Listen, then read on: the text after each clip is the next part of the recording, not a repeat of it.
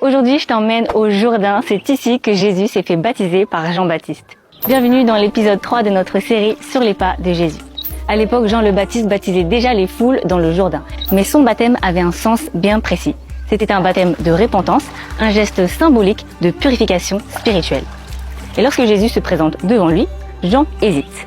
Mais Jésus répond: « Laisse faire maintenant, car il est convenable que nous accomplissions ainsi toute justice. » En fait, Jésus n'avait aucun péché à laver. Son baptême n'était donc pas un acte de repentance, mais un acte d'accomplissement. Ici, au Jourdain, Jésus est venu annoncer un nouveau baptême. Un baptême qui symboliserait sa mort, sa résurrection et le don du Saint-Esprit à venir. Jésus descend dans les eaux et remonte. Puis le ciel s'ouvre, l'Esprit de Dieu descend comme une colombe et une voix se fait entendre. Celui-ci est mon Fils bien-aimé, en qui j'ai mis toute mon affection. Et c'est un moment unique où les trois dimensions divines apparaissent ensemble. Le Fils Jésus dans l'eau, le Saint-Esprit qui descend et le Père parlant depuis le ciel. C'est le prototype parfait du baptême chrétien.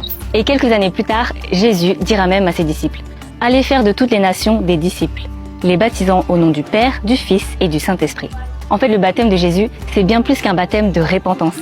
C'est le baptême d'une nouvelle vie. Et voici la preuve biblique. Dans Acte 19, Paul rencontre des disciples à Éphèse et leur demande: « Quel baptême avez-vous reçu ?» Ils répondirent: « Le baptême de Jean. » Paul leur dit: « Jean a baptisé du baptême de repentance en disant au peuple de croire en celui qui viendrait après lui, c'est-à-dire en Jésus. » En entendant cela, ils furent baptisés au nom du Seigneur Jésus. En fait, les premiers disciples de Jean avaient bien été baptisés, mais ils ont dû recevoir un nouveau baptême après la révélation du Christ ressuscité.